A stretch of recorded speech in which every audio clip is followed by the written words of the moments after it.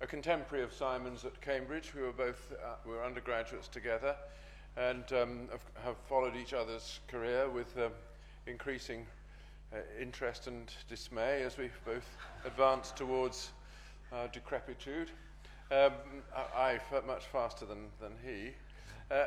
I think he has written many books, and in particular I would single out Ruling Passions, which is one of the most, I think, one of the best argued books on the moral emotions and their significance in moral thinking that I know, and many other interesting books on philosophy of language and so on, and some books of more applied philosophy on topics like greed, anger, lust, and so on, with which he is an expert. I don't follow him all the way there. However, he is an extremely important thinker, and was until recently a professor at Cambridge and has recently retired, and he's going to talk to us about morality and brain science. Simon, thank you very much.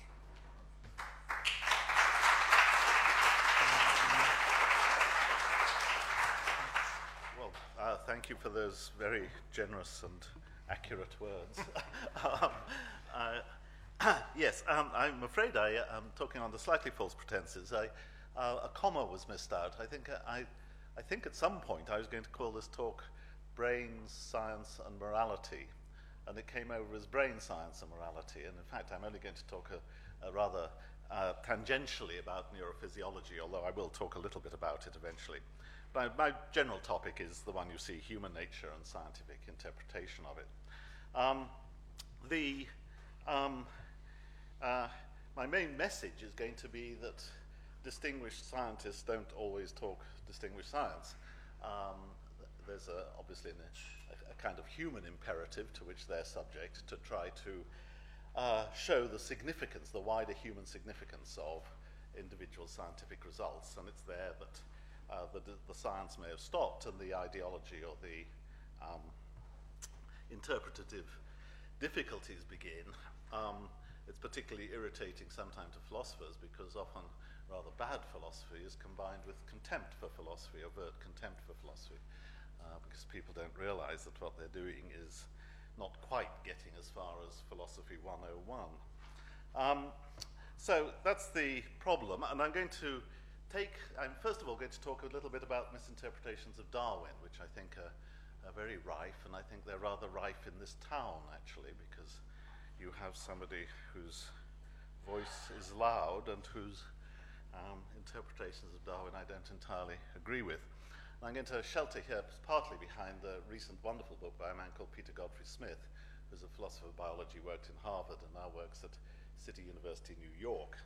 So this is not original to me, this is partly my own interpretation of Peter's results. But I'm going to start with a quote. It's a very famous quote, it's a classic quote, which shows something of the state that biology had got itself into about 20, 30 years ago. The economy of nature is competitive from beginning to end. Understand that economy and how it works, and the underlying reasons for social phenomena are manifest. They are the means by which one organism gains some advantage to the detriment of another. No hint of genuine charity ameliorates our vision of society once sentimentalism has been laid aside.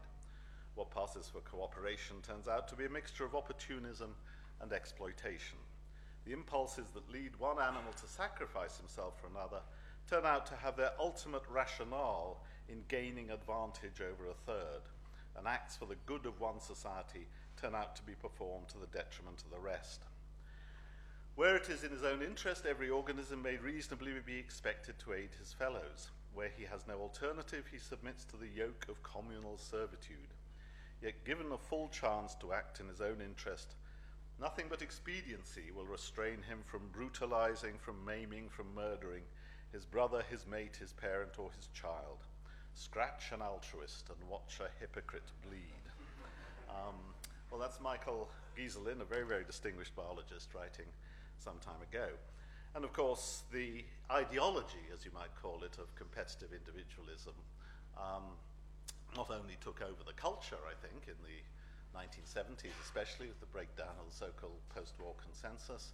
But I think it also took over people's conception of what Darwin had showed a century or more before. And in fact, such an interpretation of Darwinism, of course, was common before that period. But it gained added impetus, I think, partly because of the ascent of market ideologies and competitive individualism in the political culture at large. Okay, well now, it seems to me that what we have to do here is remember a distinction that Kant makes in Anthropology from a Pragmatic Point of View, not one of the world's catchiest titles, but what he says is this: physiological knowledge of a human being concerns what nature makes of the human being, and pragmatic knowledge is the investigation of what he as a free-acting being makes of himself, or can and should make of himself. So Kant is interested, as it were, in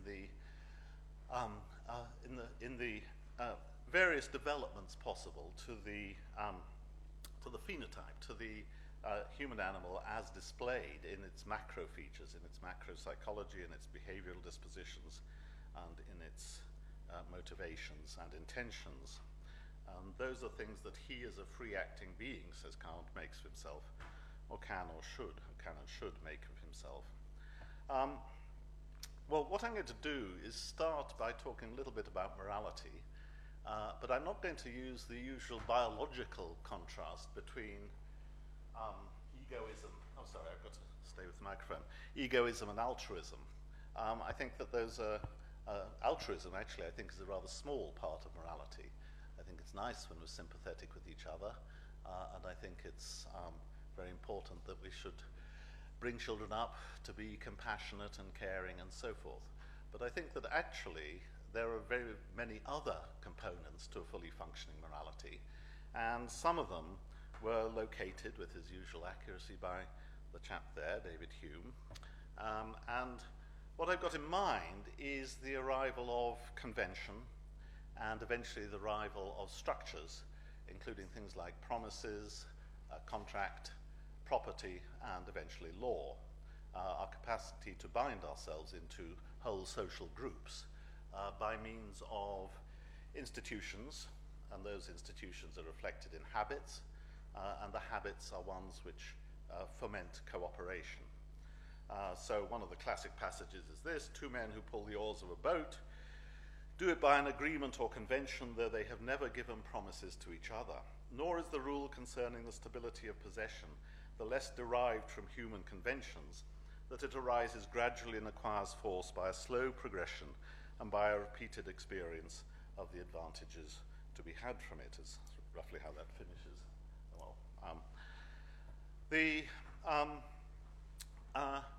it's very interesting that if you read Hume carefully on this, and I counsel you all to do so, the Inquiry Concerning the Principles of Morals is the best text to start with. He's sort of ambivalent about whether convention just grows, whether it's in some sense a kind of a growth that lies outside design. It's not designed, it's something that just happens, and I'll show you a reason for thinking that in a moment, or whether it's something that we, as it were, take control of, whether we, as it were, perceive the advantages of the structures and the habits that I'm talking about, and perceiving those advantages, we're motivated to foment them and and I think Hume's ambivalence about that, you could see it as a weakness. You might say, well, come clean. Are these things we design, or are they things that just grow? But you could see it, I think, as a strength. That is, he thinks that they do, in some sense, come naturally. But then it's not particularly magical that we perceive the advantage of them, that we perceive the benefits, roughly, of cooperation and peace and institutions and so on, as opposed to the Hobbesian war of all against all. So we're naturally afraid of the war of all against all, and we take precautions against it. And I think Hume thought probably, but this is subject to textual indeterminacies, I think, that there is a symbiosis there, the two work together, and I'll talk about that in a second. So experience assures us still more that the sense of interest has become common to all our fellows, gives us a confidence of the future regularity of their conduct, and it is only on the expectation of this that our moderation and abstinence are founded. In like manner, our languages gradually established by human conventions without any promise. In like manner do gold and silver become the common measures of exchange and are esteemed sufficient payment for what is of 100 times their value. And that mention of languages becoming established by these means suggests that he's got in mind a sort of natural growth. You don't sit round a table and say, let's design a language. You wouldn't have the cognitive capacity to say any such thing. On the other hand, the experience assures us still more that the sense of interest has become common. So we're thinking about what motivates our fellows.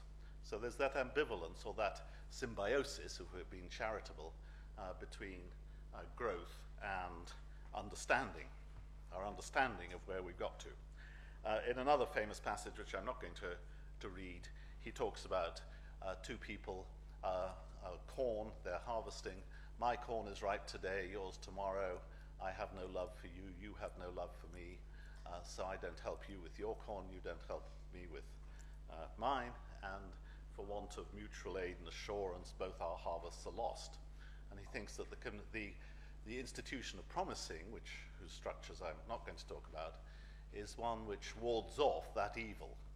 It adds, as it were, a voluntary penalty, the penalty of never being trusted again, to the motivation to help, which in this case is very weak, but by adding to that motivation, it generates a mutual aid and a cooperative solution to things. I see this as not at all a rival to the kind of phenomenology that Tim Chappell was talking about this morning, but as a kind of development or unfolding of exactly what's involved in having a personal relation with other people.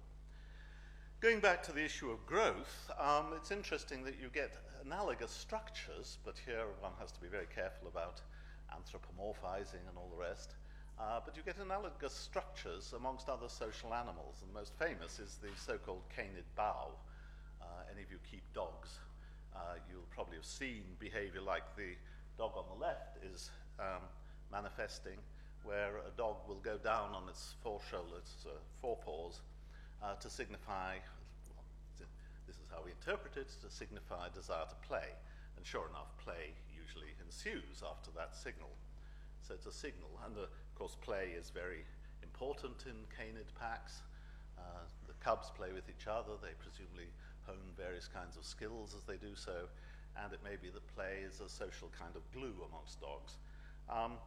But it occasionally occurs to a dog, there's a rather less nice dog, it's a western coyote, they hunt in packs, and it occasionally occurs to a coyote that he can exploit this mechanism, that he can, as it were, give the signal, I intend to play, and then when the other dog plays, it's off guard, and he can attack it, and perhaps then pinch some food or pinch a mate or do whatever advantage a dog might get from that behavior. And the interesting thing is, the thing I want to point out is that you get here an analogy of the cheat, the person who rats, or the person who plays unfair in the prisoner's dilemma. Analogy of that. But the coyote pack, if it witnesses this misuse of a signal, this betrayal of a signal, this betrayal of the play signal, turns on the transgressor. It regards the dog that's done this as out of line to the extent that it may be refused part in various pack activities, including hunting. And that can be a death penalty, because they can only hunt efficiently in packs. So you've got here, as it were, a pre-social kind of normativity. That is, the society will turn on a dog which misuses the convention or the behavior that they understand to be socially coordinating. Now, obviously, coyotes and dogs didn't sit around and say, let's design an institution of promising. It just grew. It grew as an adaptation which suited them for their social lives together. And that, I think, is the one side of Hume's understanding of the evolution of convention, the conventions governing language and money and so on. They just grew in social animals like us. And I think that's a good account. But then, of course, we're cognitively adept. We perceive the advantage of them, and so we, as it were, cluster round and throw our shoulders behind strengthening and confirming the institutions that we have. Okay, so that's a very important set of mechanisms, I think, that Hume has identified. And here we have the full-fledged kind of version of it. Now, notice that people who bind themselves like this need not be doing so in a particularly altruistic spirit. Hume is very keen to point out that altruism has nothing to do with it. My corn is ripe today, yours is ripe tomorrow. I have no love for you, and you have as little for me. And nevertheless, the institutions are important. And here you've got a lot of people binding themselves together, possibly for individual self-defense. Possibly what's bothering them is their wife and family or their own well-being. But of course, they're nevertheless going to cooperate and give each other signals of trust for future behavior, however individually risky or dangerous it might be.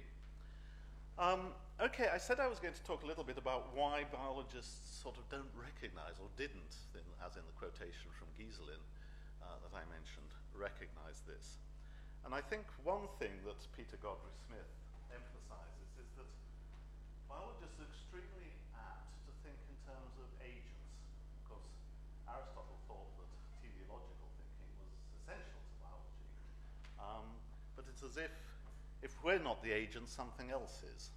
So, for example, in the story made so popular by Richard Dawkins, we're not really the agents, we're just the lumbering robots which carry around little agents, and those little agents are our selfish genes. Now, I think that agential thinking is untrue to Darwin and has to be rejected hook, line, and sinker. And when it's rejected, you don't get any of the results that Gieselin and others thought they could derive from Darwin. So let me talk a little bit about the logic of evolutionary theory. We define first a Darwinian population. And a Darwinian population is a population of individuals. Individuals might be anything. I'll talk about that later on. In which there's phenotypical variation of morphology, that is the shape of these individuals, their physiology, their behavior, their psychology. There's variation in the observable properties. There's a parent-offspring relation. And again, since biology is full of all kinds of ways in which reproduction happens, this is a very abstract structure. There's a parent-offspring relation with a positive correlation between the phenotype of the parent and that of the offspring. That's all you need. You need a positive correlation between the phenotype of the parent and that of the offspring. And different phenotypes have a different rate of survival and reproduction. Or individuals with different phenotypes have a different rate of survival and reproduction. If you've got those three properties in a population, you will have evolution. That is, you'll have different proportions of different phenotypes coming through in different generations. And that's all you need. This is a very abstract description of a Darwinian population. Okay, and note things that you don't have. There's no need for an individual thing, such as a gene is supposed to be, to repeat or replicate itself from generation to generation. Richard Dawkins has frequently said that the proof, as it were, the knockdown argument in favor of the gene's eye view is that the gene persists through generation from generation, whereas individuals don't. But in fact, you don't need. A Darwinian population does not necessarily rely on the transmission of an individual thing from parent to offspring. All it relies upon is the transmission of a phenotype, a phenotypical similarity. That might be carried by a thing, but it might be carried by something else. It might be carried by a structure or anything. might be carried by descendant things. But you need the phenotypical, the positive correlation of phenotype. The members of the population, what are these individuals? Well, they can be anything. It could be a cluster, cells, lichens, symbiotic groups, which a lichen is, colonies, hives, tribes, sponges, herds, you name it. You can conceive of anything in biology as an individual, and if enough of those individuals form a Darwinian population, you'll have evolution at that level. That's just the structure of the theory. So seeing, Darwin as essentially involved in some kind of, oops, I seem to have, right, where did I get to? Oh, sorry, I lost my, right. I mean, Darwinism has often been presented as it were, happy with evolution at the individual level, very unhappy with it at the group level.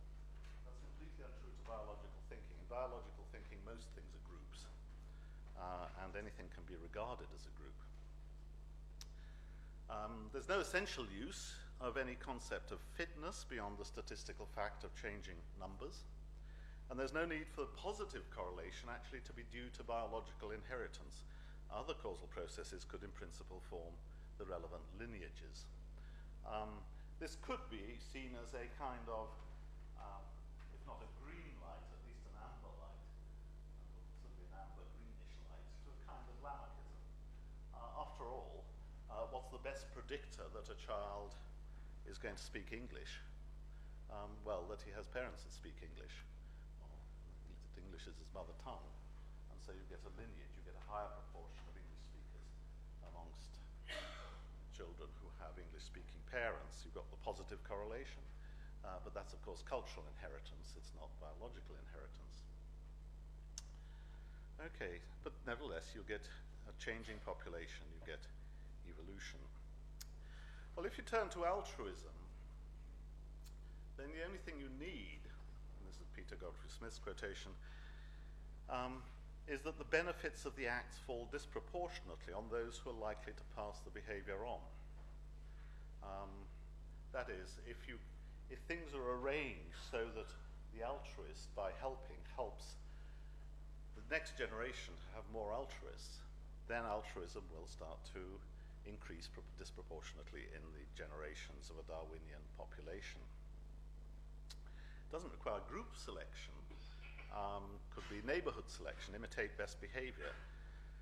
And clumps of altruists can expand faster than clumps of egoists. In fact, this has been understood by many biologists. John Maynard Smith understood it a generation ago. And it's sometimes called a haystacks model, which I'll explain in a minute. So it follows that altruism as a phenotypical variation of disposition can expand wherever the benefits donated by the altruist tend to form on others who are likely to cause future generations to have a higher proportion of altruists. That's the structure that you need for altruism to evolve, and it's a perfectly possible structure to have in biological reality. So there's St. Martin cutting his cloak, as we all know, and provided the beggar was likely to produce altruists, that's a behavior that could be proportionately higher represented in the next generation. In a haystacks model, what you've got is the good old prisoner's dilemma, and you've got the payoffs there for the first in each couple. So if a cooperator meets a cooperator A meets cooperator B, top left, cooperator A gets 2, whatever it is, the benefit. But we're imagining the benefit reflected in the numbers in the next generation. If a cooperator meets a defector, he gets 0. If a defector meets a cooperator, the defector gets 3, best possible. If a defector meets a defector, though, he only gets 1 each. They each only get 1, but the defector only gets 1. So, how does this evolve? Well, we imagine a population of mice in different haystacks. In the first, say in a winter, during a winter, the only important point is that there's no movement here between neighborhoods. So the first haystack has a couple of cooperators. So in the first generation, there's 2. In the second generation, there's 4, because each cooperator's met a cooperator, they each get 2, so there's 4. In the third generation, there's 8, and in the fourth, there's 16, because they're just racking up the number of offspring with each generation. In the second haystack, cooperator meets a defector, and again, there are 2 of them in the first generation. Cooperator gets nothing out of that interaction, but the defector gets 3 children. That's 3, that's his payoff. So the next generation has 3 defectors. So that's great for defection. Defection's growing. But unfortunately, then the haystack has nothing but defector-defector interactions in it. Each of them only gets 1, so the next generation there are 3 defectors, and the next generation, the final generation, there are 3 defectors. It's very simple mathematics. In the third haystack, we'd go through all the permutations. You've again got defector meets cooperator. Well, of course, it's just the same rhythm as the previous haystack. The third haystack and the second are equivalent. And in the fourth haystack, defector meets defector. 2, 2, 2, 2, 2. Right. Well, if you look at the maths, you'll see that in the first generation, you've got an equal number of defectors and cooperators. You've got 4 of each. But by the third generation, you've got 16 cooperators and only 8 defectors. So the cooperators have expanded at the expense of the defectors. Well, not at their expense. They've expanded because their interactions have this reliable property that they each get 2. The defectors, unfortunately, have formed neighborhoods where they're surrounded by defectors, and that's not as good. So you can get evolution of a population of cooperators, provided you've got some kind of... I'm sometimes rather worried talking about this because it can seem like a conservative kind of plea for restricting immigration. But I don't intend it as that, but what it does show is that in the right kind of neighborhood, cooperation can expand and can outbreed and outperform defection. So in clusters, cooperation evolves. Okay. In fact, and contrary to, I don't know if any of you are following it, but Richard Dawkins had a huge spat at President E.M. Wilson, who has talked about group selection in a recent book. And Dawkins has said, this is just this month in Prospect, that kinship selection is a biologically respectable process, group selection is not. But here he's more royalist than the king because his own mentor, William Hamilton, realized towards the end of his life that kinship should be considered just one way of getting positive regression of genotype in the recipient of altruistic behavior. It is that positive regression that is vitally necessary for altruism. So you can have development of altruism amongst unrelated groups, kinship selection, and in fact, even amongst things like ants and bees, it turns out that kinship closeness, the haploid-diploid structure, is not as important as it was originally thought to be. Okay, so there's no theorem from biology. There's no theorem along the lines that cooperation is a mystery, whereas competitiveness is the natural way. Sorry, gone wrong.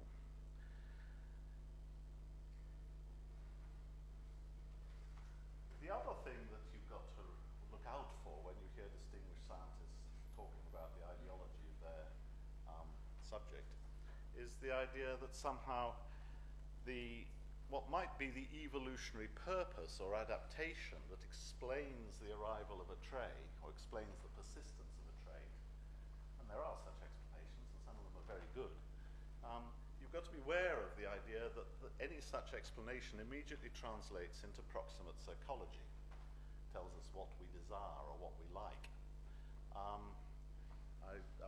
Roger mentioned that I once had the temerity to write a little book on lust, but then after all, he wrote a book on sexual desire, so he started it.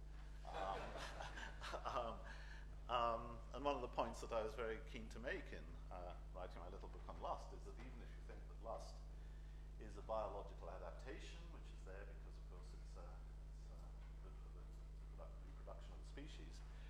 You cannot translate that into a proposition about what the lustful people desire. Lustful people desire all sorts of things, and one of the things they may very much want to do is to avoid reproduction. That's why the London Rubber Company makes its money. And here we have William James saying the right thing. Not one man in a billion, when taking his dinner, ever thinks of utility. He eats because the food tastes good and makes him want more. And James quotes other people to the same effect. So you can't infer anything about our overt psychology from the brutal facts that we as individuals may form a Darwinian population. And that's a very important lesson, I think, to remember. Okay, and I want to turn to something rather different. Sorry. And this was the arrival of epigenetics on the scene, really in this decade almost. I first gave a lecture of this kind, it was a very different lecture, in 2008 at Duke University. And there were quite a few people in the audience who'd ever heard of epigenetics, but now I think it's much more established and much further on the map. Epigenetics is about the way in which genes are expressed in the environments in which they find themselves and the various factors that affect their expression. And the leading, as it were, experiment here is due to a man called Michael Meany working at McGill University. And he did some work with rats and maternal rats' licking behavior on their infants. And he discovered, he was a neurophysiologist, I mean, he went into the brains, I'm afraid, the poor rats were sacrificed. The mother's licking activity had the effect of removing dimmer switches on a gene that shapes stress receptors in the pup's growing brain. The well-lipped rats had better developed hippocampi and released less of the stress hormone cortisol, making them calmer when startled. So if you want a well-adjusted, calm rat, you get its mother to lick it. In contrast, the neglected pups released much more cortisol, had less developed hippocampi, and reacted nervously when startled or in new surroundings. So through a simple maternal behavior, these mother rats were literally shaping the brains of their offspring. In short, licking and grooming released serotonin in the pup's brain, which activates serotonin receptors in the hippocampus. These receptors send proteins called transcription factors to turn on the gene that inhibits stress responses. So there's the mechanisms underlying this behavior. And the mechanism is entirely one of the environment within which the rat's genes develop. So what you've got here is the importance, as it were, of environment, the importance of nurture versus nature, if you like. You've got a simple refutation of the idea that your DNA is your fate. Your DNA plus your parental capacities and your upbringing and so forth may be your fate, but your DNA certainly is not by itself.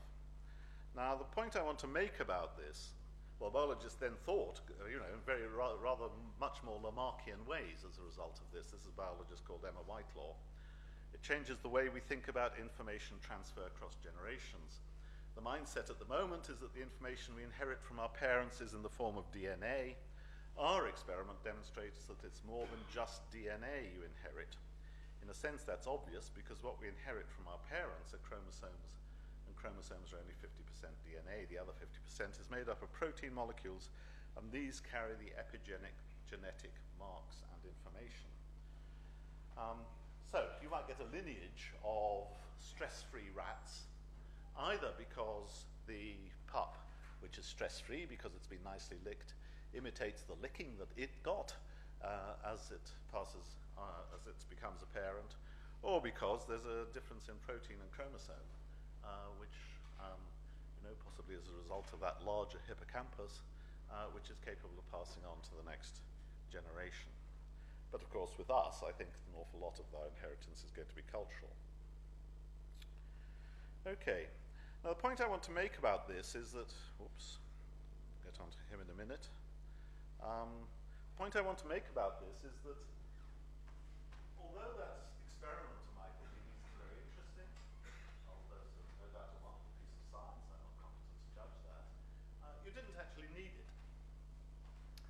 far as rat psychology goes, you could just have observed the phenotypical variations. You could have observed that pups that were well licked, that had good mothers, were more stress-free than pups which were not. The neurophysiology, as it were, gives you the mechanism, but it doesn't give you the fact. The fact is there in the rat's reaction to stress, which is a phenotypical event. It's something that you can observe without being a neurophysiologist, without having anything except, as it were, a farmer's knowledge of rats. And of course, the question of whether the mother's licking it is also open to, as it were, non-scientific observation. It's open to everyday observation. So the point is that although the detour through neurophysiology has its own interest, and far be it from me to diminish that or to demean that, nevertheless, if you're interested in, as it were, rat psychology, and when we're interested in human nature, I think we're much more interested in our psychologies and our social relations than in, for example, the fact that we've got two arms or other morphological features of ourselves. But so if you're interested in rat psychology, you didn't actually need the assistance of Michael Meany. You could, in principle, have observed it all by yourself. And it's a very interesting cultural fact, I think, that it took the neurophysiology for scientists to actually, in some sense, absorb and feel comfortable with the phenotypical fact. The psychology was, as it were, held hostage to an understanding of the neurophysiological underpinning in a way that I think it should not have been. If you were interested in how to bring up rats, you could have found everything we know by simply concentrating on the phenotypical relations. Okay. And I want to turn to another way in which neurophysiology can be misused. As I say, I did science to get to Cambridge. I'm a great science fan. I'm practically a science groupie. I read Nature in the common room when other people are busy reading Spectator and so on. But I think that the message I started with was that distinguished scientists don't always talk distinguished science. However, I'm going to detour through a case where I think distinguished science was done, and a distinguished scientist made a perfectly decent interpretation of what he'd shown. So that's a picture of one of the most famous neurological patients of the last 200 years, Phineas Gage, the railway man who suffered an unfortunate accident when the rod he's there shown holding exploded. He was tamping gunpowder in a rock in order to set off the explosion, which broke the rock up and enabled the railway to go through. And the rod struck a spark, and the rod came out and went through his head, like that. So it was a very, very nasty injury. However, he survived. And what's more, he survived with most of his faculties intact. His memory was good, his language was good, his capacity to see was affected by the loss of one eye, but was otherwise okay. In fact, everything was okay except a large part of his capacity to live a sensible life, to make good decisions. And it turned out that the area of brain he damaged, the ventromedial prefrontal cortex, I think it's called, seemed to have wrecked his emotional capacities. The hippocampus and amygdala and various other things which are essentially involved there, I gather, seemed to have got wrecked, and as a result, his emotions, well, Antonio Damasio, who wrote the famous book Descartes' Error about this case and others like it, interpreted it as loss of affect, loss of the ability to attach emotional responses to conceived of situations or imagined situations, counterfactual situations or predicted situations. And it was that impossibility of adding somatic markers or affect to imagined scenarios, which was responsible for Phineas Gage's decline. He became a very difficult person and went from bad to worse, roughly, as he might well have done. And I think that's a possible interpretation of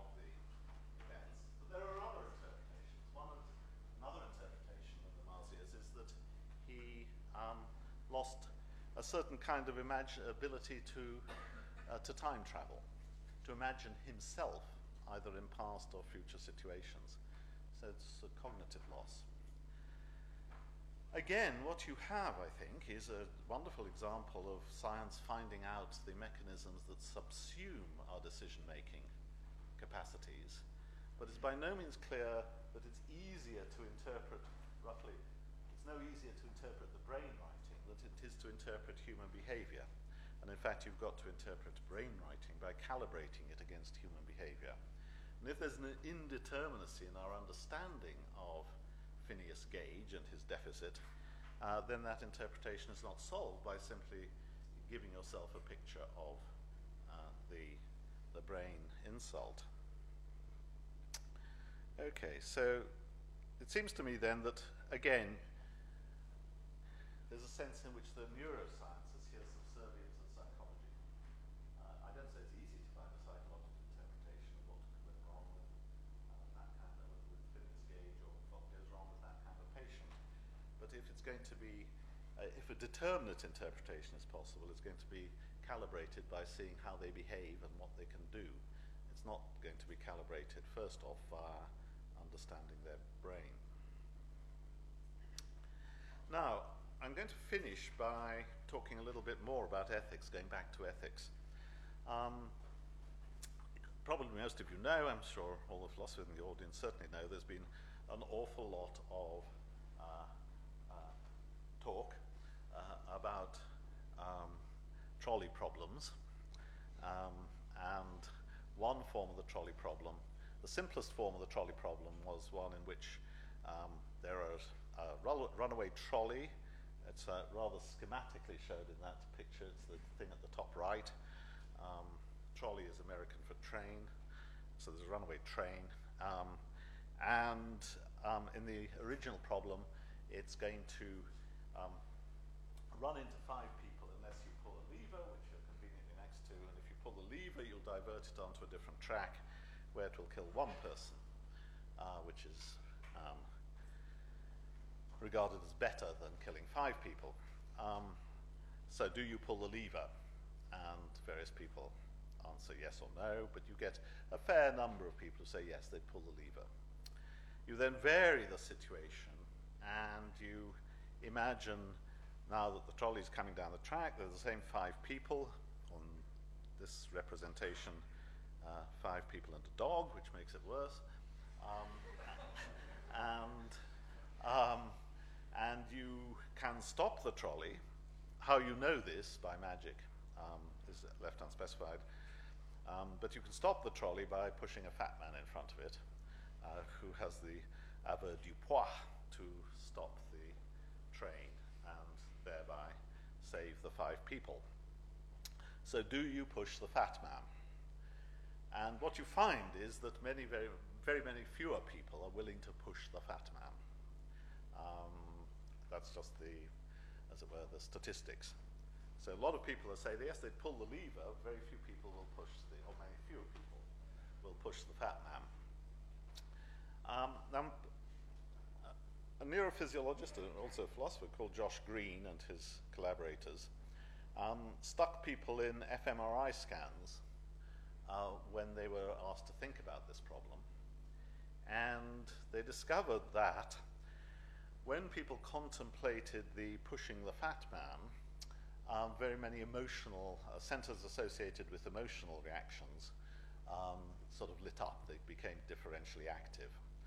You can see those pictures on nice fMRI scan representations. In other words, it was an emotionally kind of unsettling thing to think about.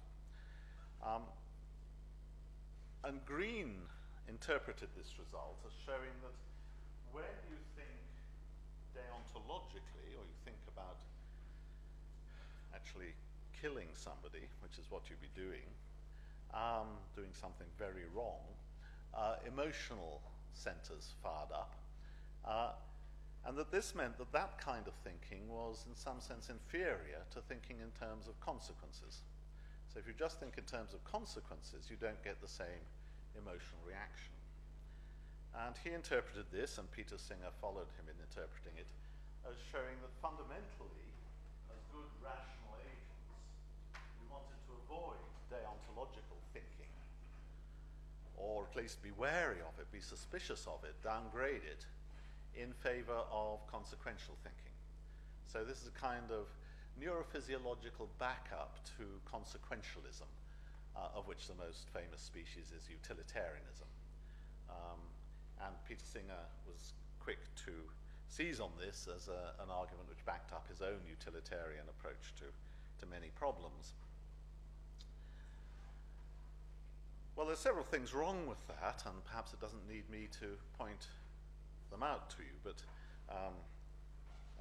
let me just start with, I think there's several things wrong with doing ethics by means of trolley problems, but that's not what I'm going to argue tonight. But there's certainly several things wrong with this interpretation.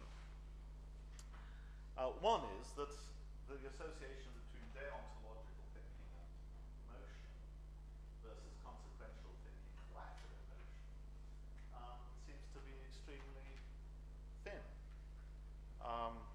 Supposing I am wondering whether to run a party this summer, something my wife and I actually needed to wonder about.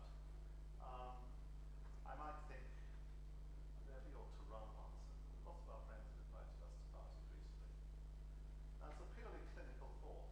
It's a deontological thought, thinking about the repayment of a debt or the repayment of an obligation arising from perhaps gratitude or something, but at any rate it's thinking in past terms. They did this for us, we perhaps ought to do something for them. I'd be very surprised to learn that my emotional centers went into overdrive when I thought that. Felt to me like a perfectly clinical appreciation of our social situation. But it was a deontological thought. On the other hand, when I think about the party, oh God, if we give a party, this is what the Lord's going to think tomorrow. And anyhow, think how George behaves when he gets drunk. Oh, Christ, emotion. Right? I get worried. I can feel the hairs on the back of my neck rise at the thought of whether George will grope all the girls, and also, there'll be pools of vomit everywhere. Oh God, I really can't face giving a party this year. Let's leave it till next year. So, in other words, the association between deontological thinking and emotion versus consequential thinking and lack of emotion is entirely arbitrary. It can't be generalized. But the second thing wrong, of course, with the whole story, is that there's absolutely no association. There's no reason to suppose that when your emotions evolved, your thinking worse. On the contrary, I think my emotions are giving me, of course, a very good take on the unpleasant consequences of giving the party. Leaves it open whether I should give the party. Should I grin and bear it? Should I bear the costs of the disgraceful lawn and the embarrassment of George's behaviour?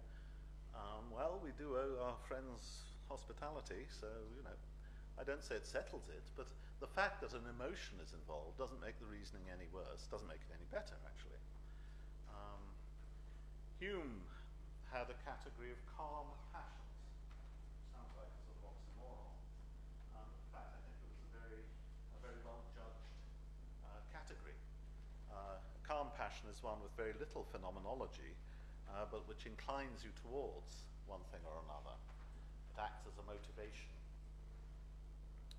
And I think a lot of our emotions are like that. And of course, emotions enable adaptive behavior. Fear, lust, anger, they're all emotions which have a perfectly proper place in our practical reasonings.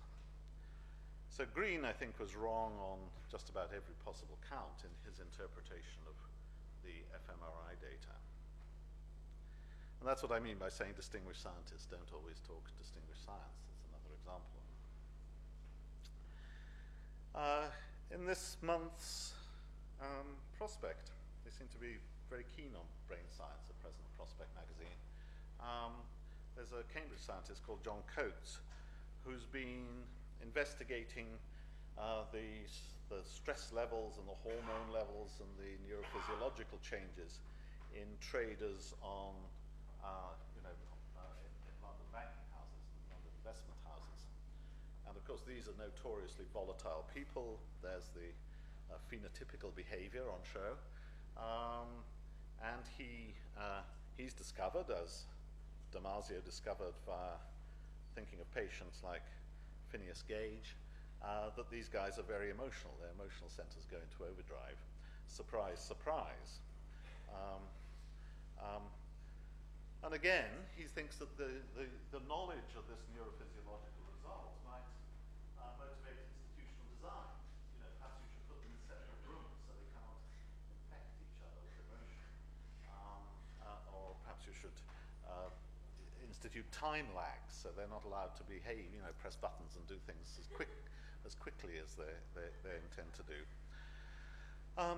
But of course, there's no valid inference from being bodily aroused to being irrational. I should imagine most people facing fast bowlers have a quickening of the fear emotion. But some of them are very, very good at making the right cricketing decisions for all that. So there's no valid inference from being bodily aroused to being irrational. Now, of course, you might find, but again, you'd find this at the phenotypical level by observing behavior, that in some bodily states we become insensitive to facts, to evidence, to probabilities. We really do make poor decisions. And that too would be a matter of macroscopic observation.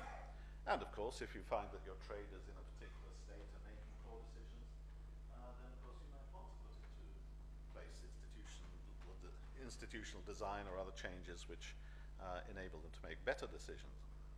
But of course, you've got to beware the ideology of the bodiless, effect-free, rational agent, as if Hume had not taught us that reason is and ought to be the slave of the passions and has no other office than to serve and obey them. Okay, well, I want to finish by saying I've, in this talk, been slightly critical of some distinguished scientists and the things they've said when they've tried to approach the topic of human nature in the light of their distinguished science. But I'd want to close by emphasizing the positive. I think it's excellent that people are trying to understand the neurological and the physiological underpinnings of our psychology, of the way we behave. The message is only that it takes an interpretation of the whole agent, and this is a message entirely cognate, I think, with what I gather Peter said last night, although I couldn't be here, and certainly what Tim Chappell said this morning. And Raymond Tallis this morning. We have the level of psychological description, and that's open to view. It's not always open to view because we hide ourselves from each other as well as open ourselves to each other, but in principle it's open to view. And any interpretation of neurophysiological results has to be calibrated against the common behavior of mankind, as it's been called. So what should I finish with? Well, I thought of finishing with an example of self-control, which shows that it's possible, although difficult. But I think a better finish was with another example of self-control. But of course, Ulysses had tied himself to the mast. And I think the moral is that as social animals, as human beings, we've managed to tie ourselves to quite a lot of masts. We tie ourselves to the masts of law, government, promise, contract, property, and thereby we make better lives for ourselves. Thank you very much.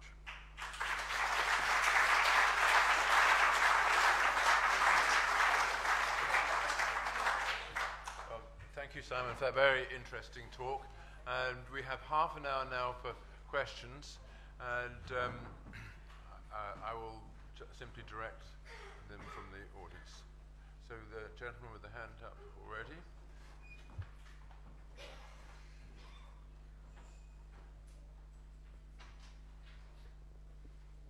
Yeah, thank you for the talk.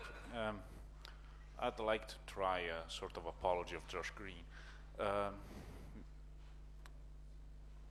The argument is about emotion and reason, but it's also about what factors count as morally relevant in a situation.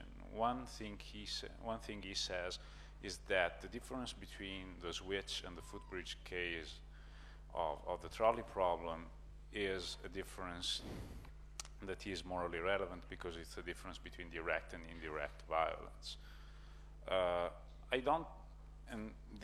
So I think that the argument is mostly about what factors count as morally relevant or irrelevant in a situation, and I think he is wrong because it's very questionable which factors count as morally relevant or not, and he assumes that some factors are irrelevant. But from the point of view of emotions and reasons, I think I've worked with him, and he has tested that the correlation between emotion and reason and the ontology and consequentialism. He has tested the white lie case. So a lie that... I didn't quite catch that last sentence. Could you just speak a little more slowly? Yeah. He tested a white lie case. So the scenario is one in which you have a person one uncle of this person has died, and this friend of yours thought very highly of his uncle, but his uncle thought very badly of him. And you know that, and you can just tell a lie and say to him, oh, your uncle loved you, and so on. Or you can tell the truth and bring about harm, psychological harm in this case. And the experiment they have done, even though it's not published yet, is that they use a test called the CRT, the cognitive reflection test, that is supposed to enhance rationality. And if there had been a correlation between reasoning and telling the truth, the expected result would have been to have more people telling the truth after the CRT. So if they respond correctly to the CRT, their reasoning is supposed to be enhanced. And so if the ontology would have been, in this case, in a sort of Kantian way related with telling the truth, we would have seen an increase in the behavior telling the truth. But this is not the result they have found. They have found that, on the contrary, if they get more rational, they lie. So, but I don't think that the emotion against reason dichotomy is so shaky as you describe it. But it's not the main point in the argument they use. The main point is what factors count as morally relevant, and this is very much up to Grabs, I think.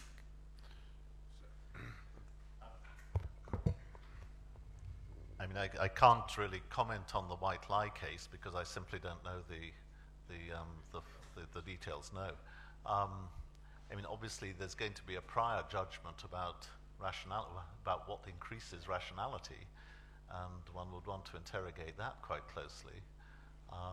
It may be that people are led to prefer lying by going through whatever procedure it is, because it's, for example, insinuated the idea that you ought to think only about consequences, in which case it would be very tendentious to say that that's eo ipso increasing rationality, if rationality is something that we want to cherish and admire.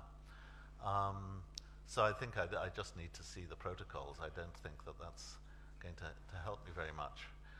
As far as, yes, the irrelevant feature, sure, again, there's a question about whether proximity, I mean, I'm rather glad that people get hot under the collar at thinking of putting fat men off, pushing fat men off bridges. I'd be rather alarmed to learn that somebody contemplated doing that, you know, in decent imaginative detail, and didn't feel quite alarmed by it. On the other hand, pulling levers with, say, unseen or distant consequences, well, there you can give an account of the basic, what philosophers sometimes call the basic act. It's not necessarily a terribly good terminology, but the idea is I can describe what I'm doing in entirely affect-free terms. I'm pulling a lever.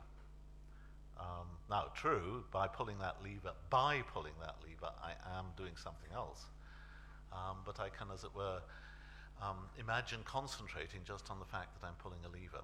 If I'm pushing a fat man off a bridge, I have no retreat into a neutral way of describing what I'm doing. I'm pushing a fat man off a bridge in front of a train or whatever. And I think that makes a difference, and I think it's a relevant difference. I'm very glad people get emotional when they can't, as it were, see themselves as doing anything else other than killing somebody. That's the basic thing they're doing. The bearded gentleman behind you. I'm wondering if we need further criteria when it comes to an argument that our moral behavior is governed by tying ourselves to mass, that we can develop appropriate social habits that will make successful life possible for us. And the concern I have is that although that is obvious in a functional social situation, I like to say that mafia families and drug cartels and street gangs value these very cooperative skills, and they punish those who don't or engage in deviant behavior. And so don't we have to invoke some kind of criteria that is higher than just these hypothetical imperatives, one could say, of what are necessary for there to be a successful social cooperation? Right. Well, yes. I mean, when people talk, I think it's a bad term, but when people talked about group selection and thought of it as it were the solution to the Darwinian problem, other people were very quick to point out that intertribal or intergroup warfare was just as bad as individual, the war of individuals against individuals. And you're right. I mean, the Darwinian problem can repeat itself at the level of groups. And then you've just got a hyperpopulation of groups, and you might find that groups that manage to form cooperative relations with each other. Adam Smith thought the great solvent of warfare was going to be trade, but it may be something else. Groups that manage to form cooperative behaviors with each other, substitute a we for an I, as it were, will outperform, one imagines, the ones that don't. So basically, crime doesn't pay in the long run. Even the mafias found that out.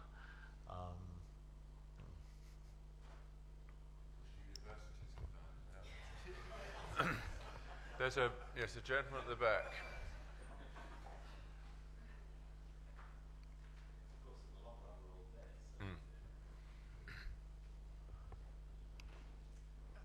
I wonder if you'd like to reflect a little on what I thought I heard you saying about emotions and rationality. Right. You put a positive gloss on that, but isn't anger usually something that makes us unwise, perhaps irrational? Well, I'm quite Aristotelian about this. You want to be angry to the right amount in the right circumstances, and of course, many of us are not. We get too angry too quickly, or we are not indignant enough. Faced with the behavior of a government or the injustices of the contemporary capitalism, So I think many people you'd are a have to bit say light then on indignation. They should. But it's only appropriate emotion that Exactly. isn't a problem for Exactly. rationality. Yeah, that's right. Yeah. Could I just add a little remark from the chair there? I think it is very important, and again, Simon has written about this, it's very important to recognize that emotions can be judged as reasonable and unreasonable in themselves. There's a difference between reasonable jealousy and unreasonable jealousy, and indeed the exercise of those emotions is part of what it is to be a rational being. In the case of Joshua Green, and in particular Peter Singer, there is no conception of rationality other than this machine-like calculation of consequences, which is a kind of travesty of what it is to be human. Sorry to interrupt that way, but Ray Tallis would like. Actually, can I have also a comment on a comment? It's quite telling that Hume himself, although, in the treatise, he's very gung-ho with the reason being the slave of the passions passage that I quoted. It's visibly much more moderate in his later writings when he sees it in terms of much more of a partnership. And I think he'd have perfectly approved of what you say. But of course, reasonable, as it's used in reasonable emotion or unreasonable road rage or whatever, is itself a term of moral assessment. It's not simply a clinical term saying this, that, or the other faculty was involved. It's a term which betrays admiration or criticism, and rightly so. Just to comment on emotions, they seem to range between, as it were, physiological tempests at one end, through propositional attitudes, right to modes of attunement to the world. They can be such a multitude, they're many-dimensional. But I wanted to comment on the whole tendency of your lecture, which I really appreciated, because it seems to me that you observed that people didn't even notice things until there was an interesting and tasty mechanism that could be found, as it were, to make them respectable. They become scientific observations. And I think that is one of the great problems we have at the moment, that things are not regarded as real unless they're seen on a scan. Yeah. I want to give you one example which may amuse you. Camilla Batmangelo has done some fantastic work with kids, bringing very severely abused kids to behave in a social way. She's now telling us that what she really needs is to do brain scans to see really what's really happening. And it's almost as to say, well, it works in practice. Now we've got to see if it works in theory. Yes. Good. That's a very nice example, yes. A great critic of that way of thinking actually is Jerry Fodor, although I disagree with virtually everything else he says.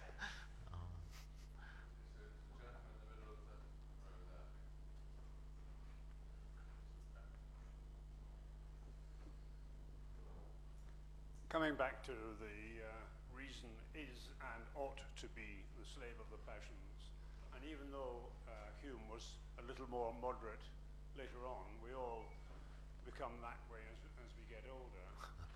Nevertheless, I've found even in present-day philosophy that the slave of the passions is taken seriously, and intuitive responses are respected more than more deliberate, more reflective responses. What particularly interests me is that evolutionarily, the reason, assuming that it is primarily a function of the neocortex, is hugely younger than the passions. Yes. Why on earth is natural selection going to go to the huge expenditure of making a new neocortex for it only to be to the slave of the order reptilian emotions? Right, good. Yes, there are various ways in which you can take that phrase. I mean, a respectable way of taking it might be something like this, that even our cortical development and the capacities for, complex cognition, complex chains of inference, complex judgments about the distant future, about counterfactual possibilities or whatever, all the things that we can do that we think animals can't because of our cortical development, that those must have somehow earned their living. That is, an evolutionist will rightly say, I think, that we ought to, if we think of this as an adaptation and not just a spandrel, not just an accident, then we want to look and see what these abilities have done for us. Now, of course, we think, a very natural thought then is what they've done for us is enable to live very complex social lives in which complex forms of organization and cooperation can develop. And that's good for us. That's why we're such a fantastically successful animal, nearly as successful as ants.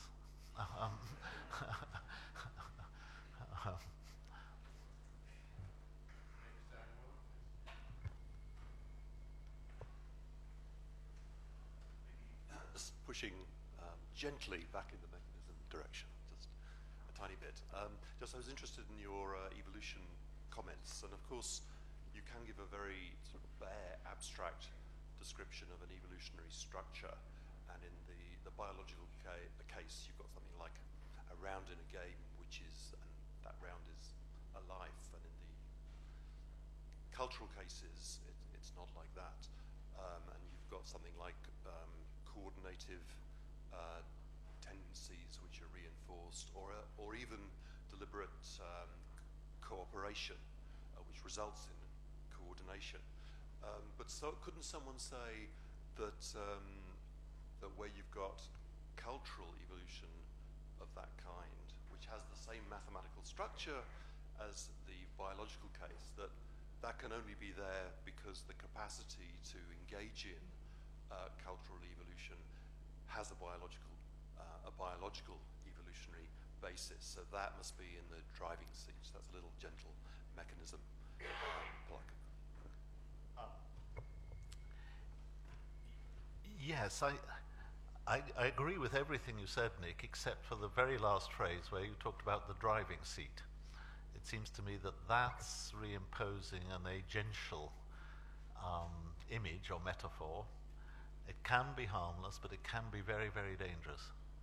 I mean, I think in the writings of Richard Dawkins, it's incredibly dangerous because he really does find it very difficult to, as it were, address the fact or even sort of acknowledge the fact that the notion of the selfish gene is just a metaphor, and that there's no inference to our proximate psychological desires and wishes and intentions from the fact that we are biological creatures. He made his reputation on trampling on that distinction. And he's very, very reluctant to say that he was wrong.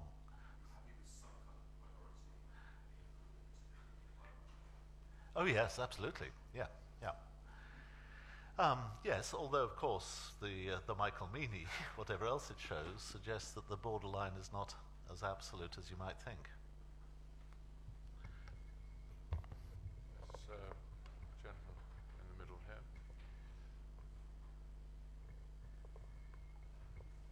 Thank you. I'm aware of the literature on how emotion enriches us in our rationality, and I'm thinking that the more we know about neuroscience, it helps us to look at emotion and deliberation, which is, I suppose you could say, it's part of our rationality,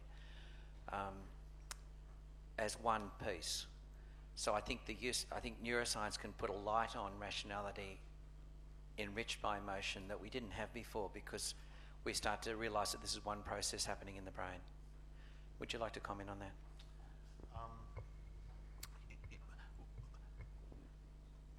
Well, I mean, without going into the neuroscience, we already know that people deliberate about things they care about, that when they deliberate, they will try to bring to mind other things they care about and put them in some kind of relationship to whatever the choice is, and so on. We know that under some states of great excitement, people do that rather badly. They panic, for example, instead of staying calm, or they become incapacitated by fear or something. They get too angry too quickly, they suffer from road rage, they get into fights in pubs. You know, we know a lot about emotions going wrong. When they go right, they may not be quite so salient. They're not quite such a tempest, as I think Raymond called them. Not quite so tempestuous, because they're probably moderate and so on. They're still there. Now, I think I'm grateful to the Damasio work, because I think it showed rather clearly the complete disruption of deliberative processes, which happen when what are seen to be the, as it were, reptilian side of the brain, the limbic system and so on, get disrupted.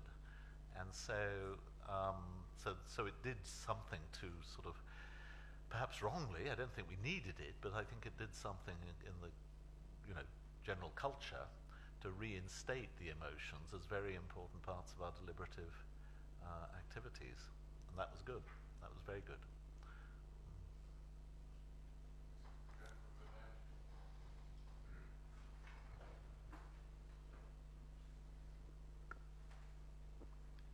I'm interested why you feel glad that someone would feel resistance and against pushing the fat man off the bridge, Right. when they feel less resistant to pushing a lever which might release an atomic bomb over Nagasaki.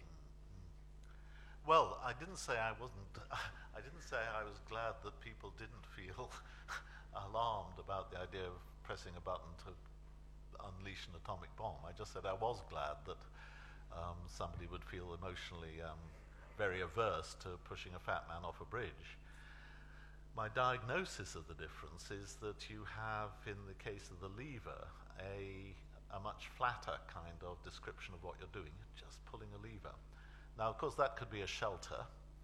Perhaps the pilot or I think these, people who remotely control drones in Afghanistan, things can kill people at a distance of 3,000 miles, may shelter behind the fact, well, I'm just playing a video game, or I'm just playing a game, or I'm just doing what I do when I play Angry Birds or something. And that would be a shelter, and I think it would be a pity that we are capable of not seeing that that's as bad or worse than pushing fat people off bridges. But I simply offered it as a diagnosis of the fact that people do feel a difference between those two scenarios. That's what the statistics seem to show. And then I announced that I was rather glad at them getting emotionally upset at the thought of pushing people off bridges. Add a bit of help here, if that's all right.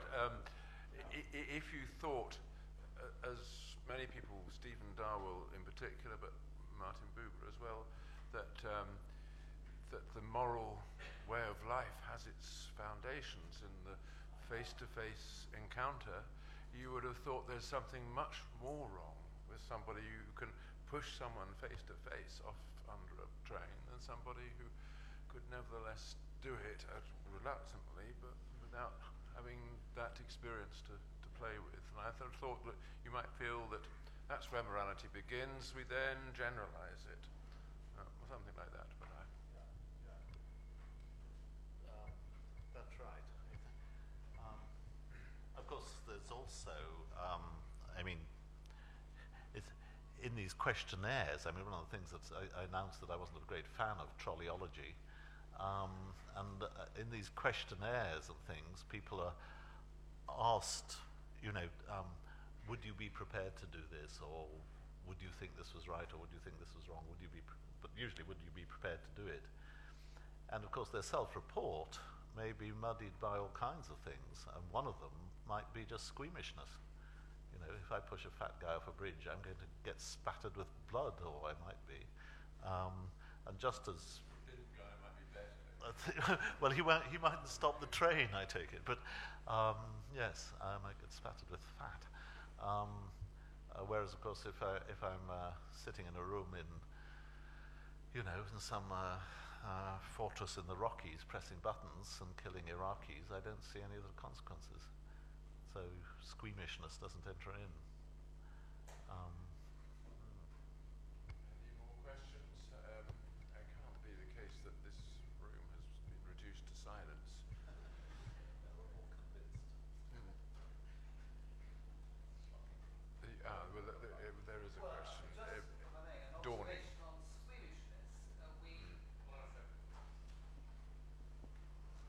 An observation on squeamishness. We all tend to choose examples, but in the moral history of the last 100 years, a lot of people faced squeamishness about whether or not to try to kill Hitler. And some people then argued that one ought to forsake squeamishness and do that, rightly or wrongly.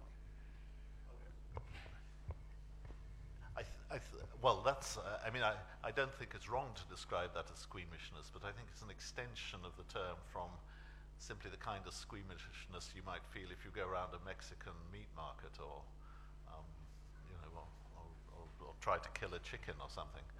I meant visceral kind of distaste, the sort of thing that would result in nausea, literal nausea, whereas being squeamish about killing Hitler is purely a moral thing about assassination being wrong or something like that.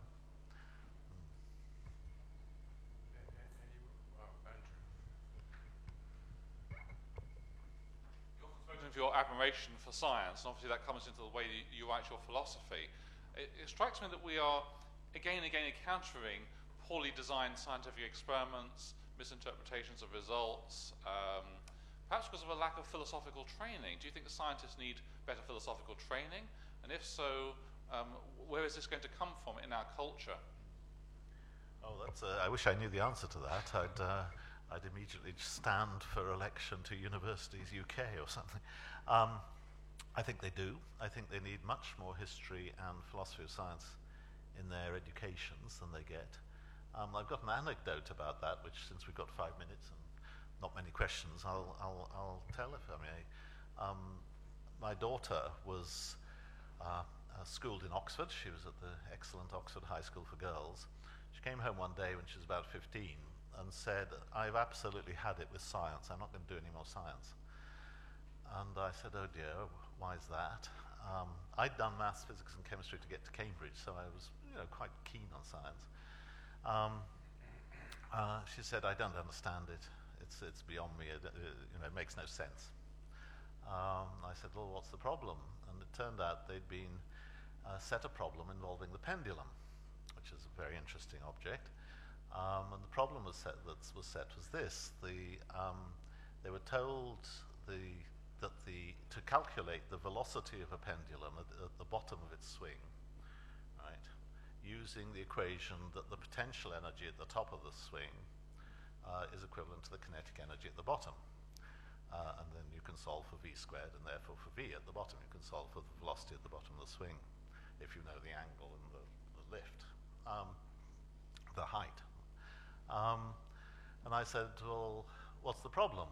And she said, "Well, I don't understand what this thing energy is. The thing has no energy at the top of its swing.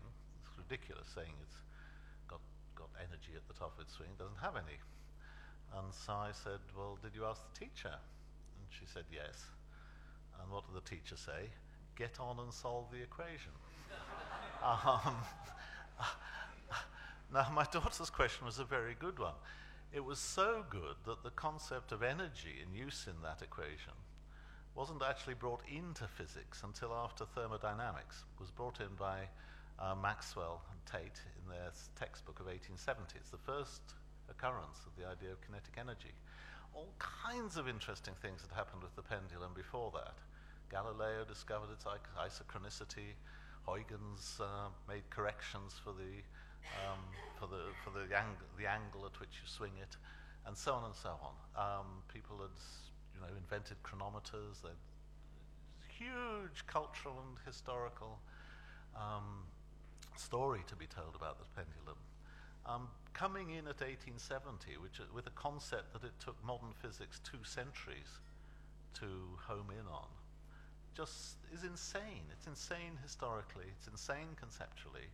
All it does is educate somebody, if you call it education, train them to just use those letters and use those equations and deliver results. Result of no interest to anyone, incidentally. Whoever wants to know the velocity of a pendulum. So it seemed to me that was an absolute epitome of bad science teaching. And all it'll do is produce dogmatists, produce people who are very happy in their certain knowledge of certain little things and have no wider picture and no sense of what they're missing, perhaps even, because they're rewarded for solving the equations. So they become very complacent and they go on to become fellows of colleges at Cambridge and Oxford. And so it goes on. Edgar Allan Poe did write a story about someone who had a serious interest in the velocity of the pendulum. But I guess that's a special case. Well, that must be, we've come to the end of this. Is there a drinks party or something now, Andrew? Okay, so we're now. Yes. Yes, we might adjust that. Okay, well, thank you very much, Simon. Let's thank the speaker for an excellent presentation.